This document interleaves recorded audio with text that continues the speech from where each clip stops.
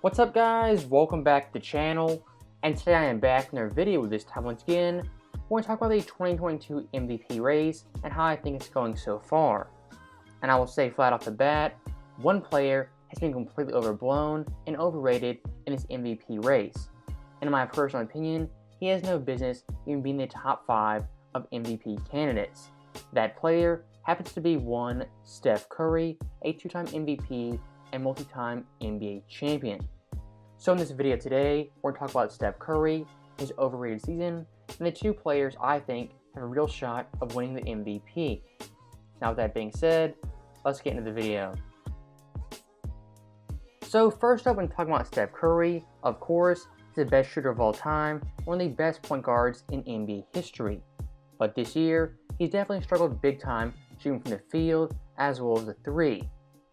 And around 3 weeks ago, I made a video titled Steph Curry is having an overrated season. That video got massive backlash despite there being all facts, all data presented in that video clearly pointing to Steph Curry having an overrated season. And since that video dropped, Steph is averaging 20.5 points per game, second to Andrew Wiggins, on 36, 30, and 89 splits. For any all-star level player, having a month like that is simply dreadful, but for someone like Steph Curry, it's simply unacceptable. And one thing I found pretty interesting, looking at Steph's shooting splits by month, in October, they were decent, around 42% from the field, 39% from 3. November, he was normal Steph Curry, 47% from the field, 42 from 3. But around December, hit a 6-point drop-off in field percentage, and a 5-point drop-off in 3-point percentage. Going to January, he dipped below 40% and below 35% from 3. For the past 2 months, Steph Curry hasn't been normal Steph Curry. And for 3 out of the 4 months, he's definitely underperformed and underwhelmed for the Golden State Warriors. So when looking at Steph Curry, from an MVP standpoint, his play the last 2 months has completely taken him out of that race, out of that conversation for being the award winner. And one thing I do want to point out is that Golden State, despite Steph's struggles, has still been very, very good this year, in large part due to their defensive improvement. Right now as I'm making this video, they're first in defensive rating, first in opponents' points per game, and out of the top 10 in offensive rating, as well as points per game. Now if you guys know Steph Curry, he's no defensive stopper, no lockdown one-on-one defender. And when looking at Golden State's success, it's come mainly on the defensive end, thanks to Draymond, as well as Andrew Wiggins. And looking around the NBA, looking at people like Giannis, Joel Embiid, the defensive stoppers, those guys are dominant on both ends of the floor.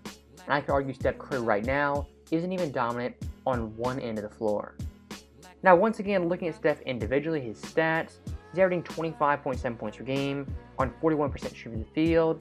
He has a 53.4 effective field goal percentage, 58.1 true shooting percentage, and 37.6 3-point percentage.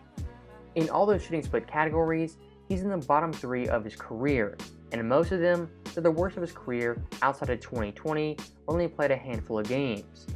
So once again, Steph Curry, being objective, looking at his stats, looking at his play on the court, there's absolutely no rationale for him winning MVP or even being in the race. And watching these past 2 months, he's missing wide open shots, he's breaking threes, he's simply not playing well. Right now Golden State, they're second in the West, their second best record in the NBA. If Steph Curry was even playing like an average Steph Curry, he would be the runaway MVP winner. If he was shooting better, playing better all around, he would undoubtedly win the award. But once again, Steph, by himself, with an adequate supporting cast, is blowing his chances of winning the MVP. He has tons of help, he has Wiggins, Jordan Poole, Clay's back, Draymond will be back, and a solid bench to go with that. There's simply no excuses or no outs for Steph Curry not playing well. And looking at the top MVP candidates and players playing better than Steph, I would have these players on my list: Jokic, Giannis, Embiid, Ja Morant, DeMar DeRozan, and maybe even LeBron James, despite LA's struggles.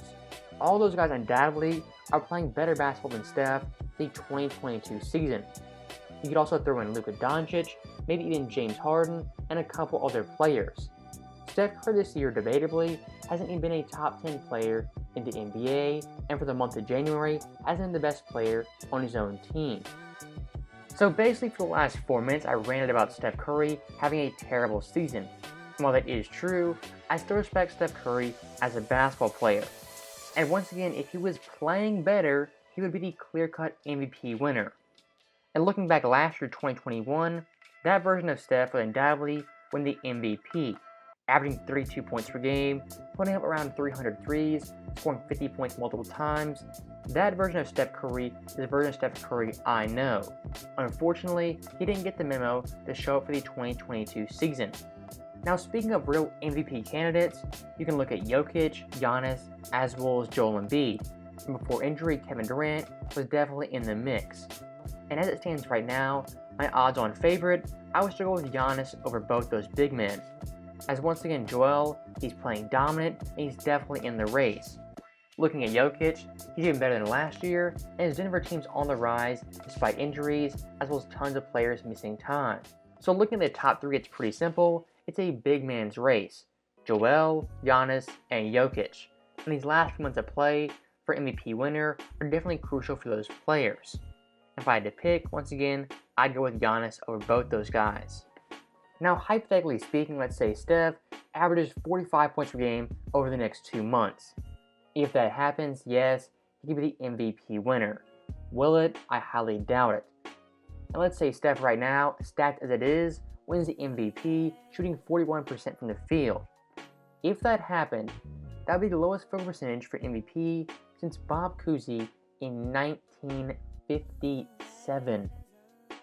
So once again, Steph Curry, he's not winning the award. Let's stop that right now. And for the last topic in this video, let's talk about mental strain. There's the mental burden of being Steph Curry. Around the midpoint of the year, Steph had every NBA fan's eyes on him, watching him shoot threes, trying to break Ray Allen's record. That undoubtedly is immense pressure. And I will say Steph in the past, when it comes to playing under pressure, hasn't had the greatest track record. And simply looking at the stats, since he broke Ray's record, his play since then has dipped even further, averaging 21.1 points per game on pitiful 37-31, 89 splits with 3.0 turnovers. During that stretch, he shot under 40% from the field 10 times and under 30% 5 separate times. When it comes to shooting threes, he's been under 40% 15 times and under 30% 6 different times. So once again, Steph from that moment, his play has completely dropped off. Maybe it was the pressure, something else, or possibly a coincidence. Once again, Steph this year hasn't been normal Steph Curry, and he's not the MVP winner. That's the point of this video. It's not hating some of the facts and reality of Steph Curry for the 2022 season. So that being said, that is the end of the video. As always, thank you guys for watching. I hope you enjoyed it. I'll see you guys next time.